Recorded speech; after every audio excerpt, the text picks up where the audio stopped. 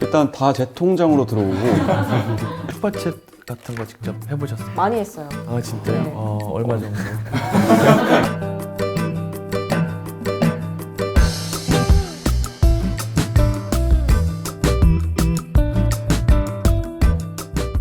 유튜브를 하면서 아무래도 그냥 영상을 올리는 게 아니라 독자들한테 올리고 이 구독자분들이 늘어가고 이분들과 소통을 여러 방식으로 하시잖아요. 그래서 독자들과 어떤 방식으로 소통을 하고 있는지 좀 설명을 주시면 좋을 것 같습니다.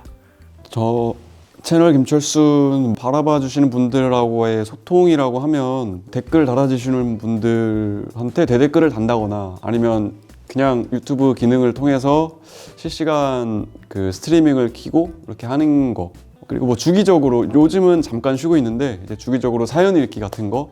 일단 담농 채널 같은 경우에는 저희가 아무래도 인터뷰를 통해서 지식이나 정보 같은 것들을 전달하는 것에 중점을 두는 채널이기 때문에 설문조사 같은 것들을 많이 했었던 것 같아요. 해당 영상을 봤었을 때 저희가 의도했던 어떤 뭐 인사이트나 인파워링 같은 것들을 충분히 느끼셨는지, 더 알아보고 싶은 주제는 어떤 분야이실지 이런 것들을 좀 지속적으로 주기적으로 설문조사를 통해서 여쭤봤었던 것 같고, 뿐만 아니라 약간 뭐 라이브도 시도를 해봤고요. 뭐 이렇게 채널 김철수처럼 라이브를 열심히 하지 못하지만 저는 빼주세요.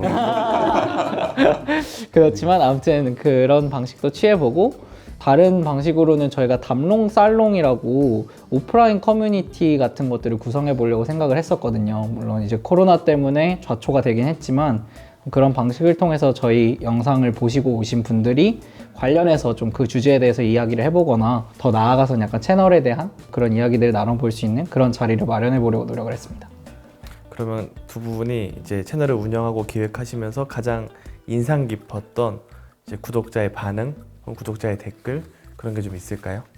저는 지금도 계속 기억에 남는 거는 최현술 구술생에서 작가님이라고 해서 노인과 빈민들을 인터뷰하고 그들의 생애를 봐적는 이제 구술생애사를 하시는 분을 인터뷰한 적이 있는데, 당시에 댓글 중에서 내가 정치나 사회 이런 거에는 관심이 없는데 전혀 없지만 이 사람이 하는 말은 맞는 것 같다, 뭐 이런 댓글을 남겨주신 적이 있어요. 저희 팀원들 전부한테 그 댓글이 좀 인상 깊었던 이유는 저희가 좀 의도했던 것도 이런 영상을 통해서 조금이나마 그런 진입장벽이 좀 낮게 그런 이야기들을 나눌 수 있으면 좋겠다는 바람이 컸었는데, 그것들을 좀 이뤘었던 그런 댓글 같아서 저희한테는 나름대로 되게 기억에 남는 댓글이었습니다. 채널 김철수에서는 이제 저희 당사자가 이제 성소수자다 보니까 딱히 그러니까 성소수자에 대해서 별로 편견이 원체 없으셨던 분들이 자주 보시긴 하지만 가끔씩 그런 거에 대한 약간의 그런 선입견 같은 것들을 가지고 있으셨던 분들도 어느 순간 이제 자기 PD에 떴는지 보게 되는 경우가 있잖아요. 최근에는 이런 분이 있었는데, 결혼하신 남자분이셨는데 저희 브이로그 하나를 보고는 되게 감동을 받으셔서 일상 속에서 녹아들어 있는 뭔가 그런 게 보여서 너무나 감동을 받았고, 자기는 뭐 회사 생활 하랴 이러면서 치이면서 이런 일상 속의 행복을 발견하지 못한 것 같은데 발견하게 뭔가 보게 해주셔서 감사하다 이런 댓글을 달아주신 분이 계시거든요. 근데 그게 뭔가 기억에 남아요. 왜 기억에 남냐면 그분이 남자분이셔서 기억에 남는 것 같아요. 왜냐면은 보통 게이 했을 때 여자분들이 조금 더 열려 있는 것 같거든요. 근데 남자분이, 그것도 결혼하신 분이 그렇게 댓글을 다셨던 게 그래서 기억에 남는 것 같아요. 네.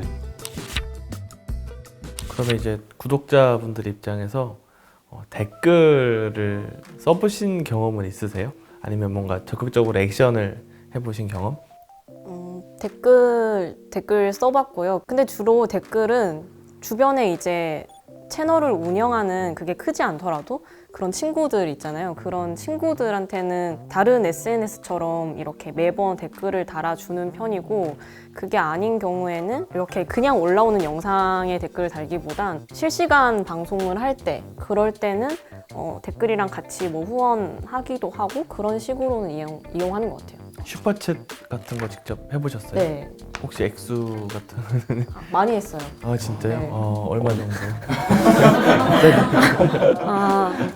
만 원 단위로 했어요. 네. 얼마요? 그니까 얼마? 최대 액수요? 뭐 저 5만 원 한 적 있어요. 아 진짜요? 네. 그 유튜브 채널 운영하시는 입장에서 라이브 콘텐츠를 했는데 누군가 5만 원을 갑자기 슈퍼챗을 보내주시면 어떠세요? 슈퍼챗으로 보내면 아깝죠. 그거 투네이션으로 보내면 죄송합니다. 그 수수료가 좀 많이 떼이기 때문에 받는 순간 너무 아깝다 이런 생각이 좀 들죠. 공급자와 이용자의 간극이 좀 느껴지는. 근데 자주 하세요? 그 슈퍼챗을? 그거를 자주 안 하게 되는 이유가 제가 구독하는 채널에서 실시간 방송을 한다 하면은 그 콘텐츠가 거의 먹방이에요. 근데 제가 비건 시작하고 나서부터 그런 먹방을 못 보게 돼서 이제 그런 실시간 방송을 진짜 보고 챙겨보고 이럴 기회가 거의 없어졌는데, 그 전에는 한다고 하면은 다 챙겨보진 않지만 들어갔는데 하고 있어요. 그러면은 들어가서 제가 그 사람들의 가치관을 지지하는 그런 채널이다, 재미뿐만이 아니라 그렇다고 하면은 후원을 하는 편이에요. 후원하시죠.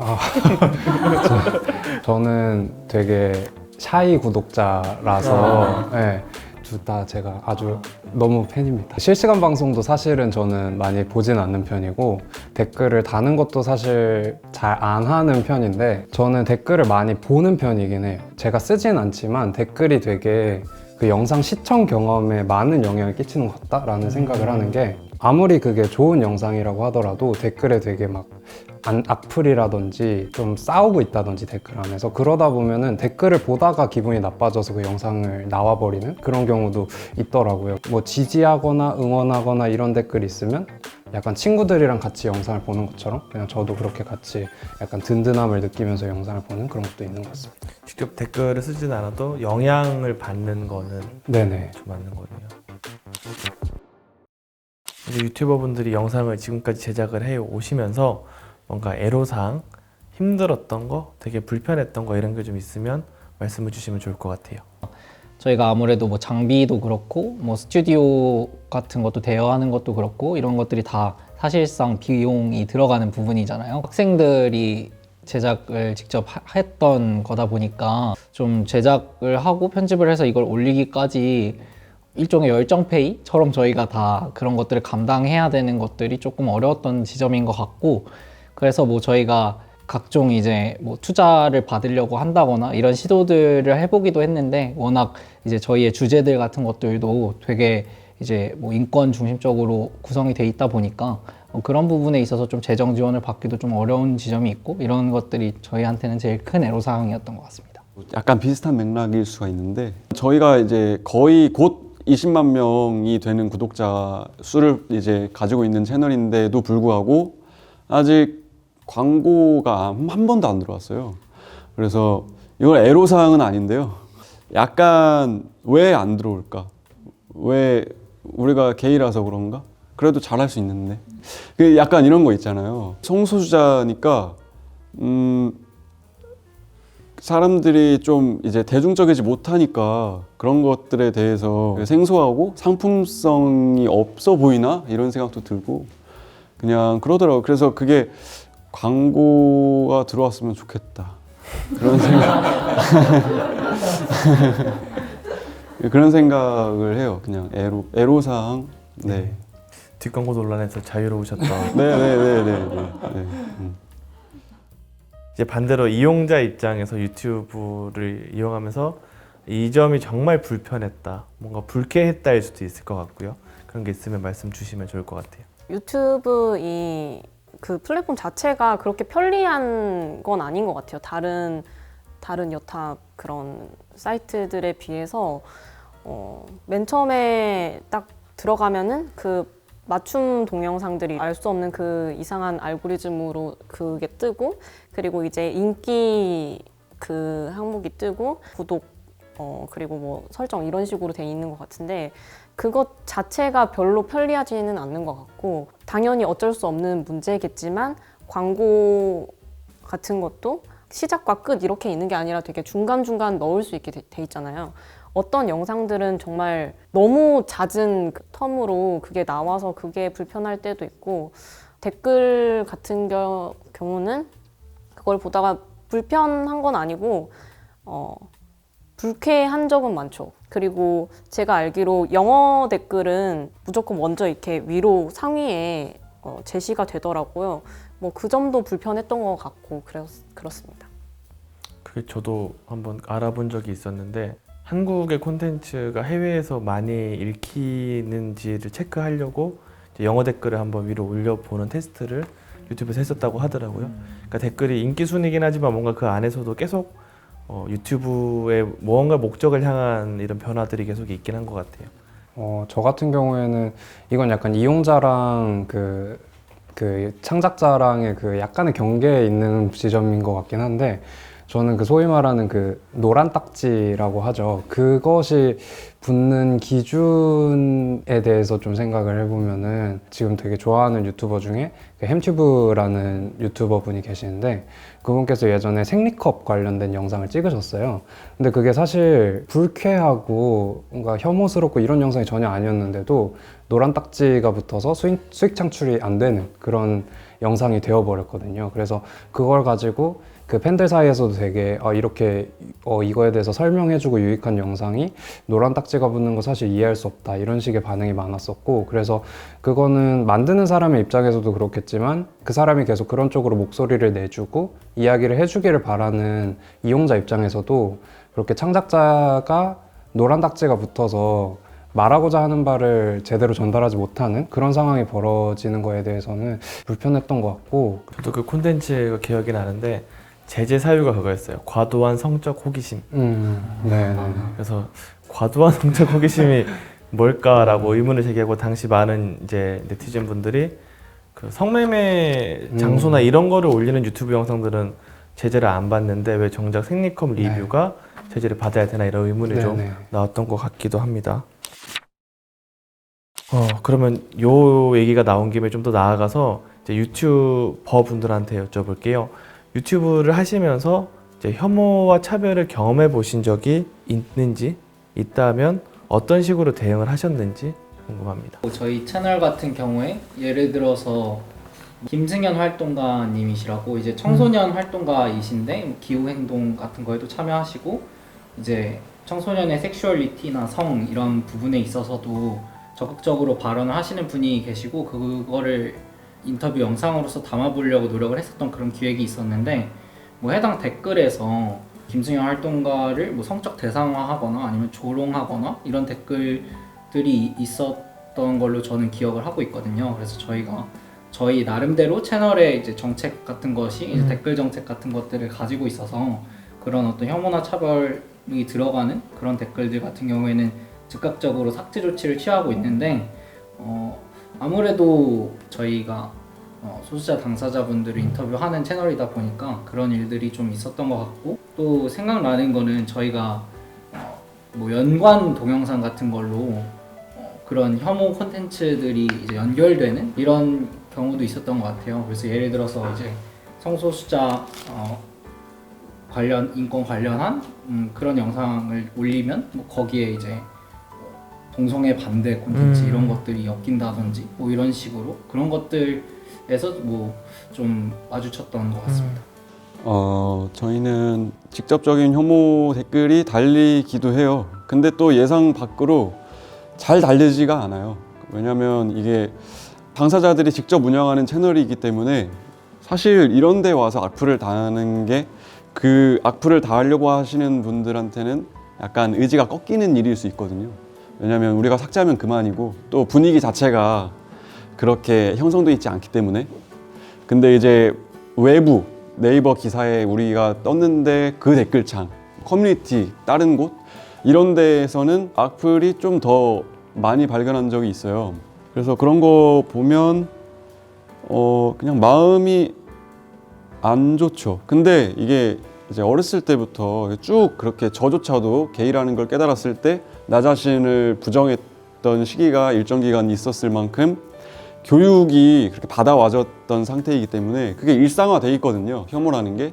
그래서 뭐 이렇게 뭐 댓글로 악플을 받는다고 해서 크게 마음적으로 그렇게 막 타격을 입지는 않아요. 그래서 저희 채널에 달리면 즉각적으로 삭제하고 그것뿐이에요. 그냥 뭐 그게 뭐 큰 의미가 있는 것도 아니고 그렇죠. 그럼 뭔가 반대로 콘텐츠를 만드시는 과정에서 이제 유튜브에는 워낙 이 선 넘은 콘텐츠들이 많잖아요. 그러니까 본인들은 콘텐츠를 만들 때 너무 자극적이거나 선정적으로 소비되지 않도록 하는 그런 내부 기준이나 그런 고민을 해보신 그런 점들이 있을까요? 저희 채널 같은 경우에는 아무래도 일단은 당연히 조회수나 그런 것들을 신경 쓸 수밖에 없고 이제 제작자들한테는 큰 동기부여이기도 하고 저희가 추구하는 어떤 메시지 같은 것들이 시청자들에게 가닿게 하기 위해서는 충분히 매력적으로 썸네일이나 제목 같은 것들을 만들어야 된다고 생각은 하고 있는데 다만 너무 그 선을 넘는 것들 그런 것들은 당연히 안 된다고 생각을 하고 그래서 저희 내부적으로 나름대로 저희 6명 정도 팀원들이 있었는데 그 각각의 팀원들이 다 같이 논의를 해서 썸네일과 제목을 정하는 방식을 채택하고 있거든요. 그래서 저희 나름 각자가 가지고 있는 어떤 무해함의 기준 같은 것들을 좀 적용을 시켜서 그 6명이 합의할 수 있는 제목과 썸네일이면 저희는 시청자분들에게도 불편하지 않을 거라는 어떤 그런 확신 같은 게 있어서 그런 식으로 진행을 하고 있습니다. 두 분은 합의를 하시나요? 썸네일 만드실 때? 일단 제가 거의 촬영하고 제가 다 편집하고 제가 다 만들어서 올리기 때문에 이제 장호는 제가 만들고 나면 그냥 검수하고 끝이고 거의 다 합격이에요. 예. 제가 갑자기 너무 궁금해서 좀 다른 얘기를 간단하게 여쭤보고 싶은데 두 분 수익 배분은 어떻게 하세요? 네. 일단 다 제 통장으로 들어오고 제 애인은 또 게임 방송을 또 따로 하는 게 있어요. 그래서 저희는 뭐 배분을 막 하지는 않아요. 그냥 그때그때 뭐 그렇게 하는데 네, 뭐 배분 안 해요. 안 해요. 그리고 조회수를 위해서 좀 고민을 하긴 하는데 그거보다 제가 더 중요하다고 생각하는 게 그 신뢰성이거든요. 신뢰감? 저도 이제 유튜브 이용자로서 다른 채널을 구독하게 되는 경험을 하게 되잖아요. 그때 제가 왜 구독하는가 생각하면 이 채널의 뭐 콘텐츠의 질이나 뭐 이런 걸 다 떠나서 그냥 그 콘텐츠를 진행하는 어떤 그 사람의 인간성 같은 거? 그 사람이 쓰는 어떤 말투나 언어 이런 걸 봤을 때 아, 이 사람은 되게 뭔가 내가 계속 지켜보고 싶다 이러면은 구독을 하게 되거든요. 그래서 저는 사실 한 가지만 딱 놓고 뭐 되게 막 엄청 고민하지는 않아요. 그냥 이 사람이 어쨌든 클릭하고 나면 뭔가가 감동이 있겠지 하면서 그냥 조금 신뢰성을 더 두고 하게 되는 것 같아요. 네.